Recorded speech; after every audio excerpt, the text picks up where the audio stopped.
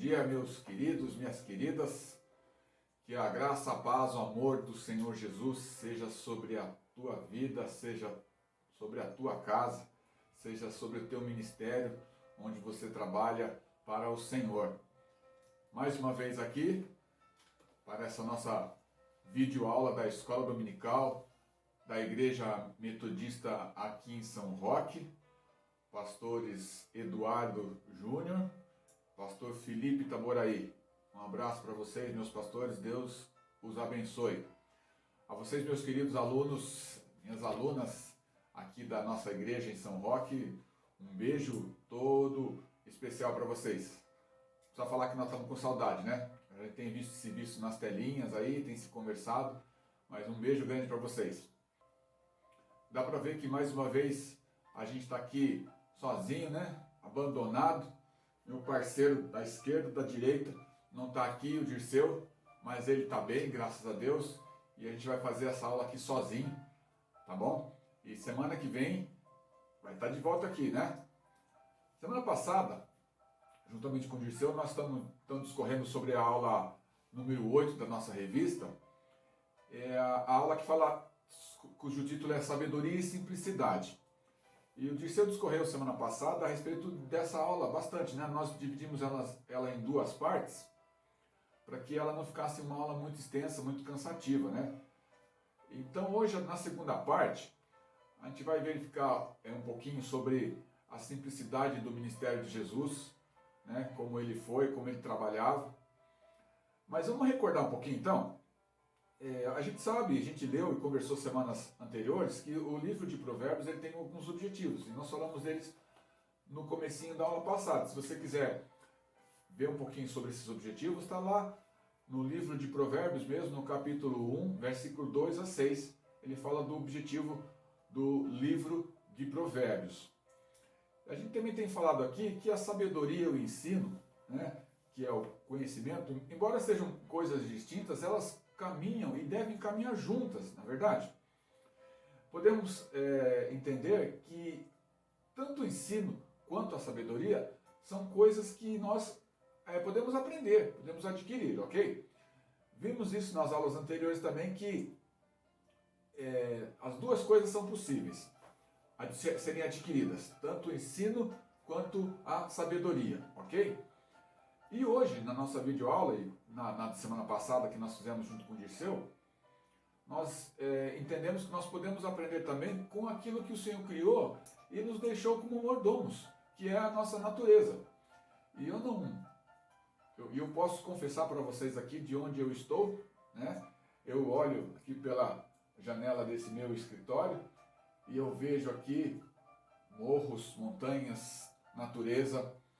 Se eu me lembrar no finalzinho eu faço um takezinho para vocês aí, mostrando o que eu vejo quando eu olho para fora aqui. Então me perdoem se toda hora que eu estiver falando com vocês, alguns momentos eu busque inspiração lá para trazer para vocês, tá? Então é isso, olhar, observar a natureza, ou seja, o conhecimento da natureza faz parte da ciência daquela pessoa que é declarada, que se considera sábia, tá bom? E quando a gente está falando de sabedoria, se a gente procurar no livro de Provérbios, a gente vai achar muita referência de aprendizado com a natureza. E Provérbios 6, 6 a 11, a gente já falou isso semana passada, né, na aula com o Dirceu, é um provérbio que nos ensina a observar a formiga e aprender com a formiga, né? O versículo que fala lá, vai ter com a formiga preguiçoso, observe o seu proceder e faz igual, né? E aprenda, tá? Nas lições anteriores a gente viu e aprendeu que o livro de Provérbios, ele pertence a um bloco de livros denominados sapienciais, poéticos, tá? Ou também conhecidos como livros da sabedoria. Falo bloco porque ele fica junto com Salmos, com Eclesiastes, com Jó e também o livro de Provérbios, tá? O livro de Cântico dos Cânticos, ok? Por isso que eu considero esse bloco chamado de sapienciais. Nas lições anteriores também, a gente entendeu e verificou que a palavra hebraica correspondente ao que nós chamamos hoje de Provérbios é machal, ok? Aqui ó, machal. E machal significa semelhança, comparação, tá legal? Tudo um recordar para vocês. O livro de Provérbios, o autor de Provérbios, ele se utiliza de um estilo todo próprio. E aqui algumas características do livro de Provérbios ele tem uma escrita curta, ele tem uma escrita penetrante, ele faz uso de comparações, como a gente falou na palavra, né? Machal, ele tem um estilo poético hebraico, e a estrutura da maior parte do livro é um paralelismo poético, tá? E o mais importante de tudo, no livro de Provérbios, né, na literatura de Provérbios, é que nós não devemos ler os provérbios, ou nos provérbios, né, nada além do que ele de fato afirma na sua escrita.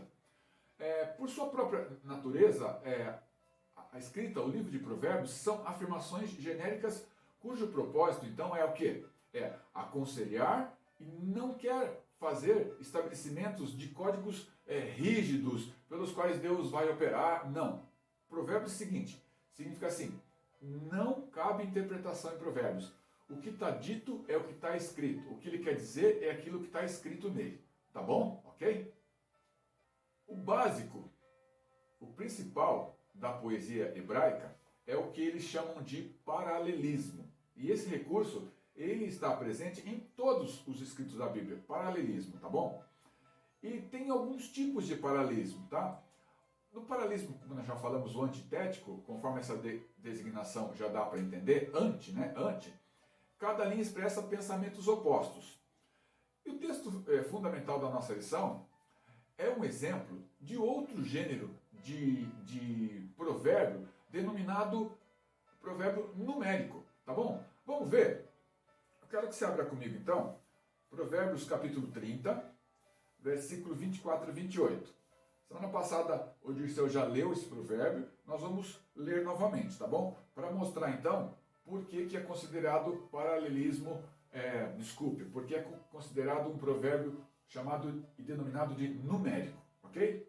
30 então, versículos 24 até o versículo 28. Vamos lá? Bem? No mundo há 4 coisas pequenas, 4 coisas simples, 4 coisas humildes, mais sábias do que os sábios. As formigas, povo fraco, que no verão assegura o seu alimento. Os arganazes, povo sem força, mas que moram nas rochas. Os gafanhotos, que não têm rei e marcham todos em ordem. As lagartixas, que se deixam apanhar pela mão, mas entram nos palácios do rei. Sobre o que está falando aqui sobre os animais, os bichinhos da natureza, o Dirceu já discorreu sobre todos eles muito bem na semana passada, então a gente não vai precisar fazer, tá bom? A gente quer só entender o seguinte, ó. Por que é denominado de provérbio numérico? Esses provérbios que nós estamos lendo aqui, e por que são chamados provérbios numéricos? Eu não sei se na sua Bíblia aí, na abertura do livro de Provérbios, no capítulo 30, quando faz a divisão do capítulo 14 para o 16, na minha tem uma subdivisão que denomina-se provérbios numéricos, ok? E a gente não pode confundir com o antitético, tá? O antitético são versões, são coisas contrárias, são coisas opostas, tá? Embora nesse texto pareçam que são opostos, mas não são, tá certo? Parece, mas não é. Parece, mas não é, remete lá um tempo atrás que a gente ouvia isso muito na TV. Parece, mas não é. Aquele famoso produto que parece remédio, mas não é. Tá certo? É um shampoo. O importante aqui é que a gente não confunda o provérbio numérico com o provérbio antitético, tá? Porque o antitético, como a gente está falando, e o próprio nome já fala um pouquinho, são versões, são contrárias, são coisas opostas, tá? Então, o provérbio numérico, ele parece que faz uma antítese entre uma palavra e outra, mas não é não, tá vendo? Ó, ele fala assim, ó, coisas pequenas, mais sábias do que os sábios. Formigas, povo fraco, no verão assegura o alimento. Arganazes, sem forças, ou seja, fraco também, mas moram nas rochas. Gafanhotos, não tem rei, marcham todos em ordem. Lagartixas se deixam apanhar pelas mãos, mas entram nos palácios dos reis. Por que ele é considerado numérico? Tá? Se você voltar um pouquinho para mim aí, como eu falei, no capítulo 30 de Provérbios, do versículo 14 para o versículo 15, A minha Bíblia traz uma subdivisão aqui, onde ela coloca escrito provérbios numéricos. Então vamos entender o que é provérbios numéricos? Ele fala assim, ó, 3 coisas são insaciáveis, versículo 15. E uma quarta jamais diz basta. 3 coisas, Sheol, ventre estéril, terra e a quarta fogo. Pula comigo para o 18. Há 3 coisas que me ultrapassam e uma quarta que não compreendo.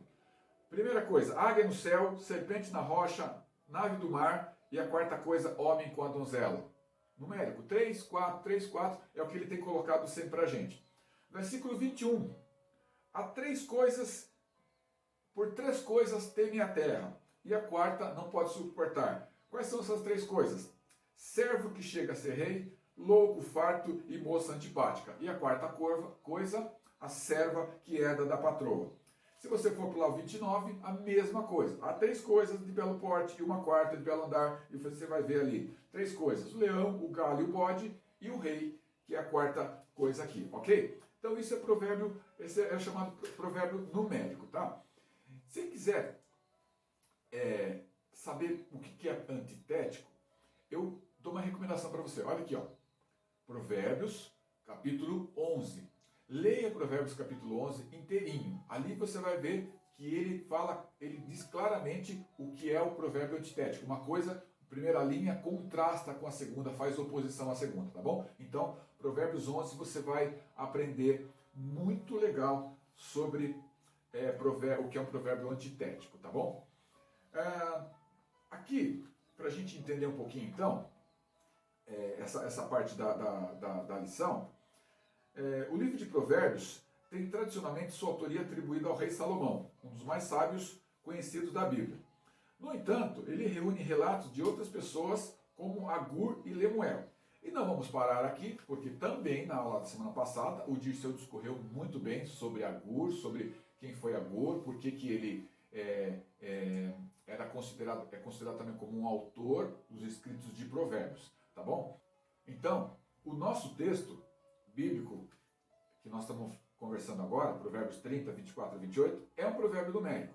Os provérbios numéricos podem ser considerados como uma forma especial de provérbio, envolvendo muitos membros em paralelo, de 2 até 10. A intenção, ou seja, é afirmar uma identidade progressiva de coisas que, tomadas em si mesmas, são bem diferentes. O efeito do provérbio numérico é estimular a pessoa, o leitor, despertando sua curiosidade e desafiando a sua atenção. E a técnica empregada leva a enumerar, classificar e ordenar conhecimentos, modos de ser, situações, coisas e etc. Tudo isso é importante para sistematizar os conhecimentos, dando-lhes forma orgânica e coerente, e preparar um quadro de referências aberto para a assimilação de novas experiências, percepções e intuições. E o objetivo, então, da nossa lição, dessa lição número 8, é exemplificar a relação que existe entre a sabedoria e a simplicidade. E a gente vem aqui falando no meio da lição, né, qual é o objetivo? Né? Para a gente simplesmente relembrar e reforçar que nós vamos sempre tratar da relação que pode e há entre as coisas, entre as situações, entre os sentimentos, sem desprezar nenhum deles. Se vocês se lembram das aulas passadas, fé e razão. E hoje nós estamos falando aqui de sabedoria e simplicidade. Tá bom? É isso aí. Sobre o principal autor, então, do livro de Provérbios, Salomão, nós estamos falando de Salomão, né? Eu quero que você leia também 1 Reis, capítulo 3, todinho, tá? Para a gente falar um pouquinho sobre, para você entender um pouquinho sobre o que nós vamos falar agora. Sobre Salomão, a gente sabe que a sua sabedoria, a sua piedade, o esplendor da sua casa e a extensão do seu reino se espalharam longe e a sua fama também correu para muito longe. Isso você vai encontrar, além de ler 1 Reis, capítulo 3, lá em 1 Reis, capítulo 10, de 1 a 13 também. A história lá da visita da rainha de Sabá, que ouviu falar da fama de Salomão e veio visitá-lo, ok? É isso aí. E sobre o ensinamento, sobre a sua misericórdia, sobre a sua piedade, 1 Reis, capítulo 3, quando você vai ler aquela história das 2 moças que dormiram dormiram, uma dormiu sobre o seu filho, estava morto, ela trocou, e aquela história que Salomão usou de sabedoria para resolver a situação. Vamos lá.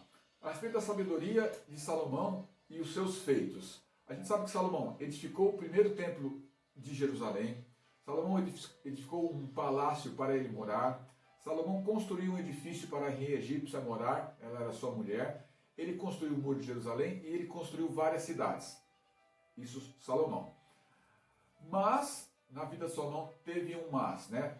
A prosperidade, né, que ele conquistou degenerou em, a palavra usada aqui, voluptuosidade, ou seja, a moral e a religião decaíram. Ele tomou muitas mulheres para si, tomou concubinas, entre elas mulheres de povos inimigos, dos moabitas, dos amonitas, dos edomitas, entre outros, tá? Todos povos inimigos dos israelitas. E o coração de Salomão, a gente entende que, pervertido por essas mulheres, ele chegou até a adorar falsos deuses, chegando a edificar templos no alto dos montes das oliveiras em favor desses deuses, dessas pessoas, desses povos, dessas mulheres, ok? Então o seu pecado trouxe consequências. Nós sabemos, os inimigos se levantaram e o reino de Salomão, todos aqueles anos de paz, os 40 anos que ele reinou em paz, acabaram trazendo consequências para os seus sucessores.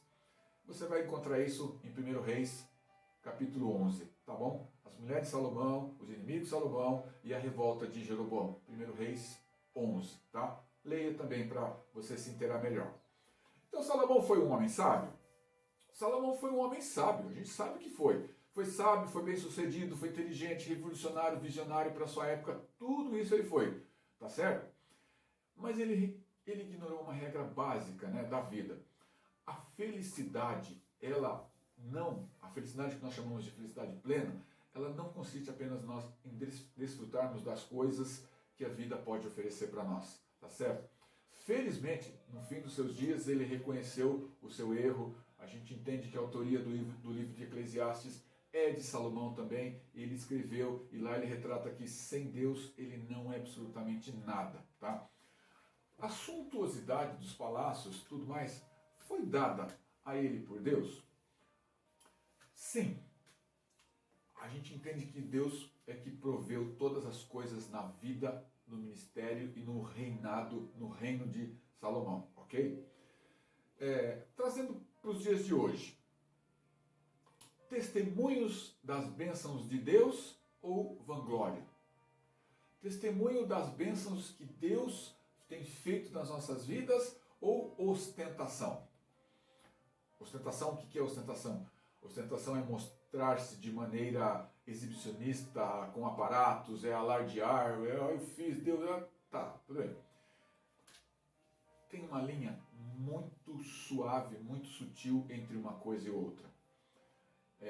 E por isso, eu e você jamais devemos julgar e entender se uma pessoa está dando um testemunho do que Deus está fazendo na sua vida, quando ela conta que adquiriu, que teve, que conseguiu, que buscou, que foi atendida no seu desejo, ou se aquilo é somente para se mostrar, somente para se ostentar. Deus sonda, Deus conhece o coração de todas as pessoas, Deus conhece todos os intentos das pessoas. Então, meu querido, Salmo 139, se quiser ler também, leia lá. Deus conhece tudo na nossa vida, não compete a nós fazermos qualquer tipo de julgamento sobre a vida das pessoas, tá bom? Além de Salomão, nós queremos destacar aqui outros homens que foram considerados inteligentes e que se deixaram ser usados por Deus. Vamos citar aqui, acho que 3 ou 4. José, quando foi enviado para o Egito, ok?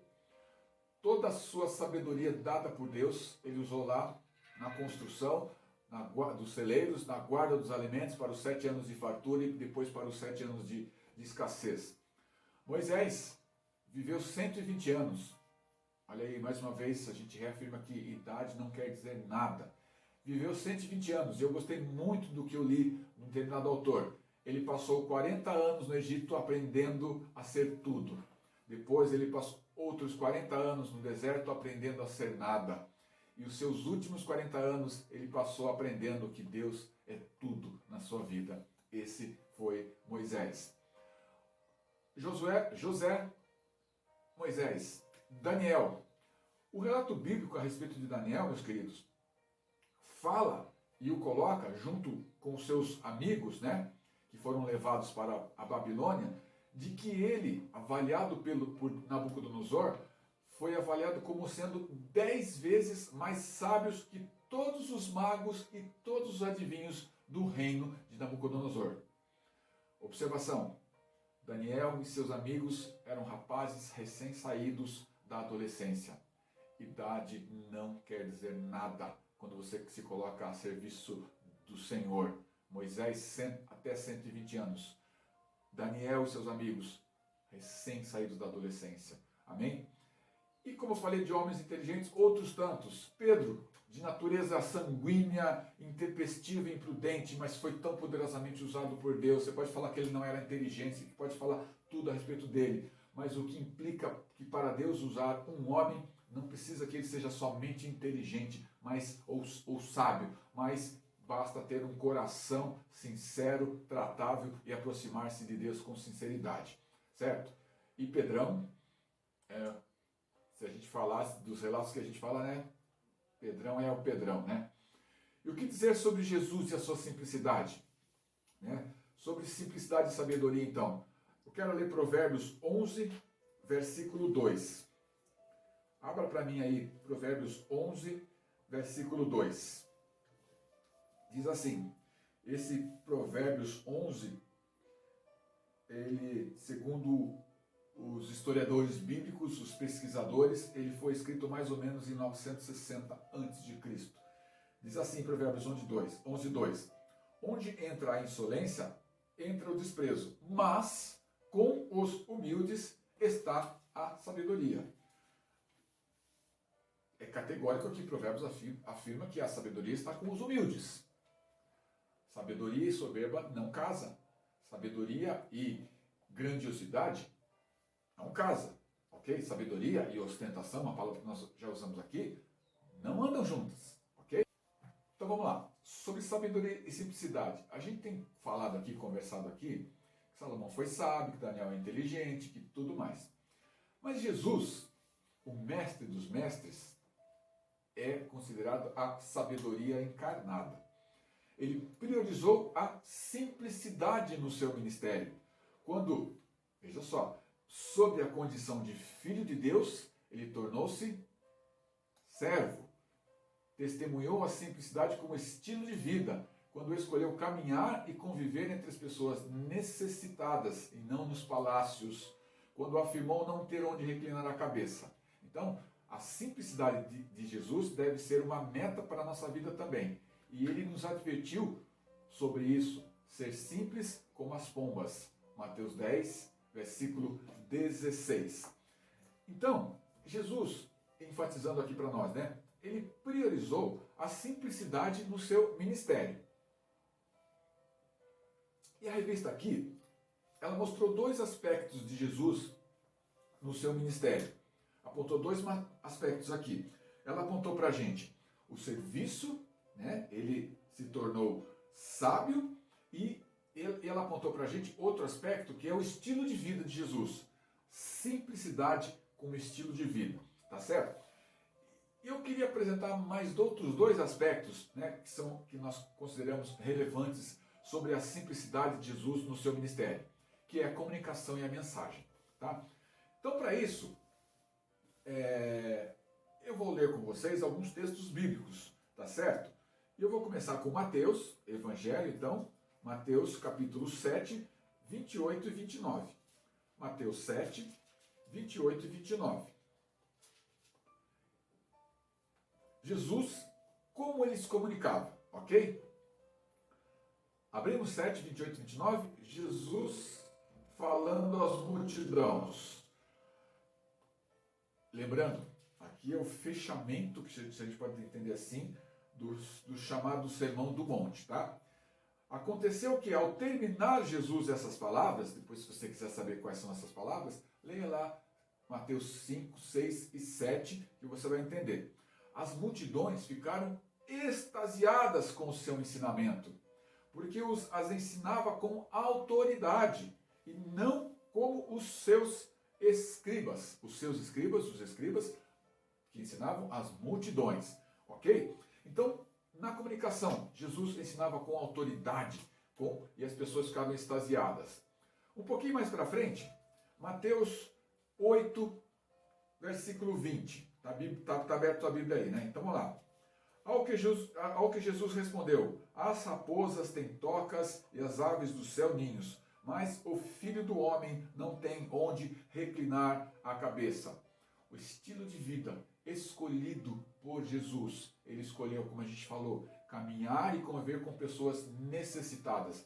Jesus nunca deu uma carteirada. Sabe o que é dar uma carteirada? É aquele negócio assim, sabe com quem você está falando? Não vou citar nenhuma profissão aqui não vou criar nenhum julgamento. Você está falando com fulano de tal, João pararararararará, Pedro faço isso, aquilo. Temos um caso recentemente aí, tá? Jesus nunca deu uma carteirada, ele sempre procurou conviver e caminhar com pessoas necessitadas. E um texto que eu já vou deixar para você ler, que é um texto um pouco mais longo, é o texto de Filipenses, capítulo 2, versículos, Filipenses está aqui para você não perder, 2, de 1 a 11, tá? Jesus escolheu caminhar sobre a condição de servo, de ser, mesmo sob a condição de ser o Filho de Deus, ele não usou isso como modo de convencimento. Ele nunca falou, me ouçam porque eu sou o Filho de Deus, tá certo? Então, aqui ele caminhou como servo. E uma das coisas do texto de Filipenses, né, que nós encontramos quando Paulo fala para a igreja de Filipos, que eles têm que ter a mesma atitude daquela que teve Jesus, né? E eu entendi aqui que toda a ambição que a gente possa ter, né, desejo ambicioso que nós podemos ter, ele vem com uma afirmação assim, que nós devemos considerar os outros superiores a nós mesmos. Versículo 3, da parte B de Filipenses capítulo 2. Mas aí você pode dizer assim, mas peraí, o que é que Paulo está querendo dizer com isso? Será que ele está falando sério? Será que eu devo mesmo considerar essa história de que os outros são superiores a mim mesmo? Legal, tá, Deus está bom, Deus está em primeiro lugar. Isso eu até entendo. Algumas pessoas até isso não entendem. Mas eu considerar os outros superiores a mim mesmo e eu fico por último? E como fica a minha autoestima? Ela fica baixa? Bom, diante de pensamentos assim, Paulo é taxativo, né? Ele diz assim, seja a atitude de vocês a mesma de Jesus Cristo. Versículo 5. Veja bem, Cristo, ele estava com Deus, ele era Deus desde a eternidade, cercado de toda a honra, de toda a glória possível que você possa imaginar. E no tempo apropriado, eu gosto dessa expressão, eu gosto demais dessa expressão, e na plenitude do tempo, ele se torna um ser humano como você, como eu, como nós, vem para esse mundo, morre numa cruz por pessoas pecadoras, como eu e você, de novo, sabendo que muitas delas não lhe correspondiam. E para que tudo isso?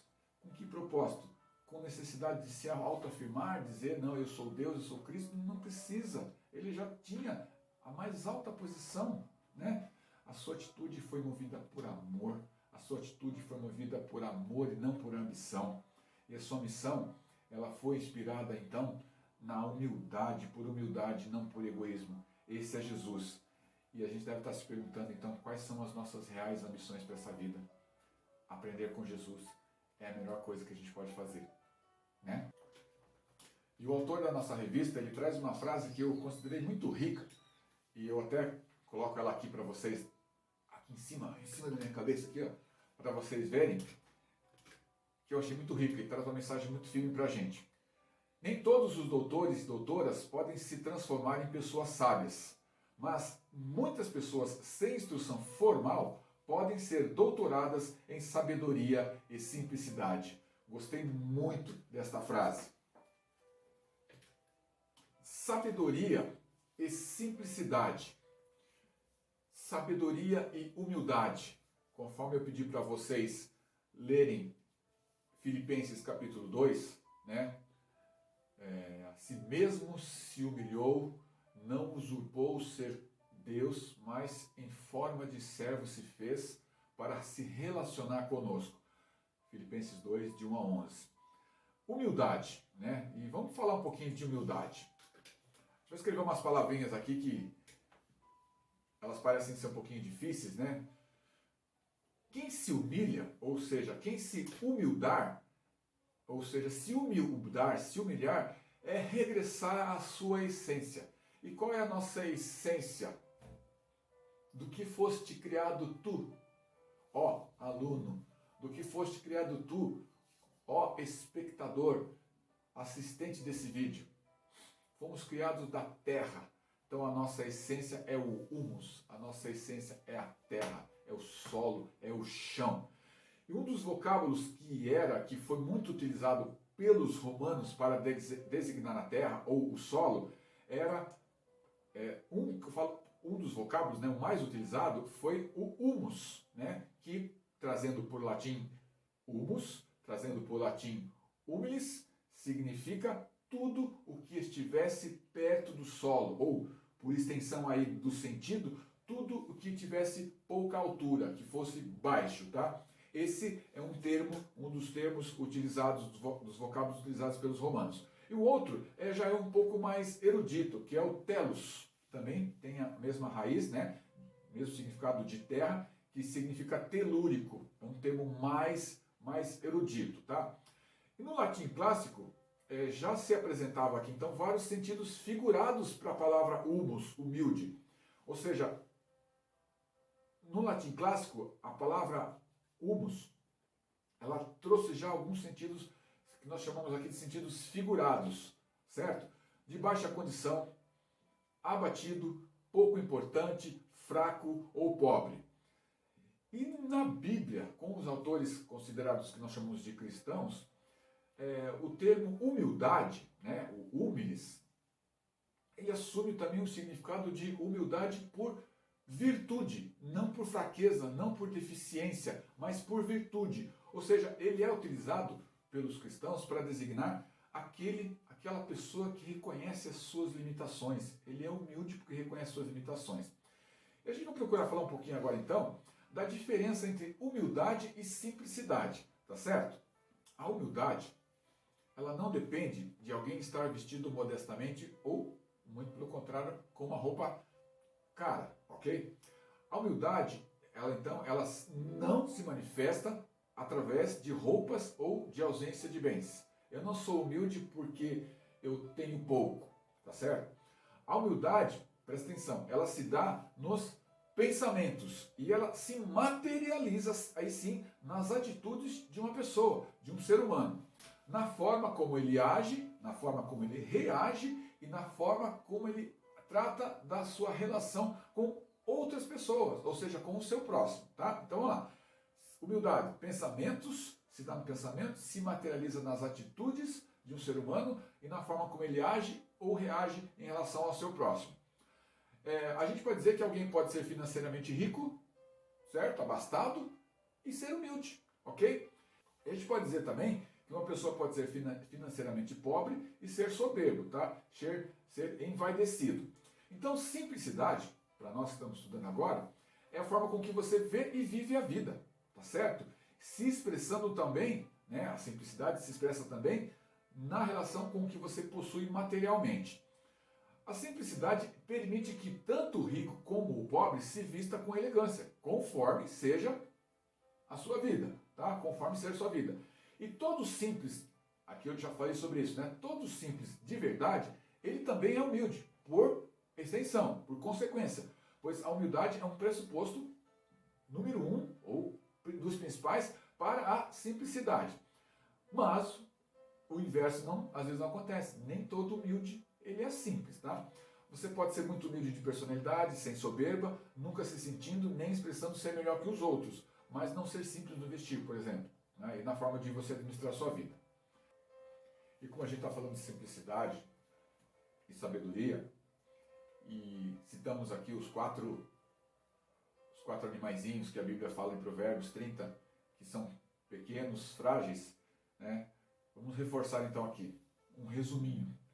As formigas, povo sem força, mas incansável, que armazena no verão comida suficiente para lhes sustentar, inclusive no inverno. Arganazes, em algumas versões coelhos, povo que não é poderoso, mas que mora nas rochas, lugares seguros. Gafanhotos, que não têm rei, mas marcham juntos e em ordem. E as lagartixas, que se apanham com as mãos, mas conseguem chegar aos palácios reais, lugares que, mesmo com sua extrema segurança, não conseguem permitir ou impedir a sua entrada. Certo? E para encerrar então essa nossa lição, nós estamos chegando ao fim. Quando a natureza fala desses animais pequenos, né? Mais importante do que a sabedoria adquirida nas experiências do dia a dia, nas experiências que nós vivemos todas as horas, todos os momentos, mais importante do que a sabedoria que nós adquirimos quando superamos alguns dilemas na nossa vida, né? E às vezes essas superações, elas são inteligentes, né? E se nós estamos com o Senhor, as saídas, o nosso socorro, a superação inteligente, ela vem do Espírito Santo que habita em nós. É Ele que nos dá as formas como sairmos de determinadas situações.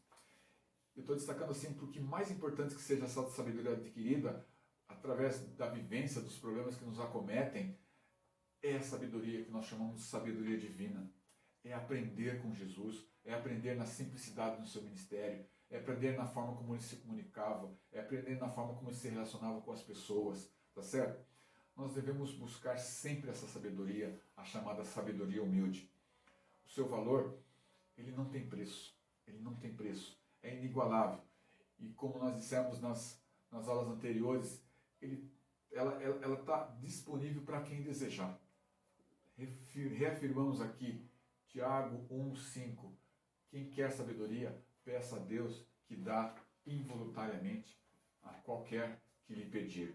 Tá certo? Meus queridos, sabedoria e simplicidade. Provérbios 30, 24 e 28. Reflita nisso.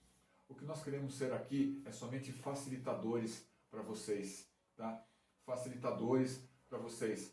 Mas a compreensão toda, quem a dá é o Espírito Santo de Deus. Coloque-se debaixo da vontade dele, para que você entenda, que você aprenda, que você absorva todos os ensinamentos que a Bíblia traz para a gente. Tá bom, meus queridos? Semana que vem, deixa eu ver meu calendário aqui. Semana que vem, dia 26, o último domingo de julho, lição 9. Entre alegrias e tristezas há um coração. E também fundamentada no livro de Provérbios. Agora capítulo 15, 13 a 18. Amém, meus queridos? Amém, minhas lindas? Que o Espírito Santo te dê a sabedoria e a compreensão necessária para caminhar no dia a dia. Que Jesus Cristo seja seu melhor amigo. Amém? Então que você possa ter Jesus como seu pastor e como seu amigo também. Tá bom? Deus te abençoe. Que a paz do Senhor seja reinante na sua vida, na sua casa, onde você estiver. Que você possa ser um agente do Senhor. Que você possa ser um agente do Senhor. Deus te abençoe, Deus te guarde, Deus te fortaleça. Em nome de Jesus. Amém. E até a próxima. Deus te abençoe. Beijo.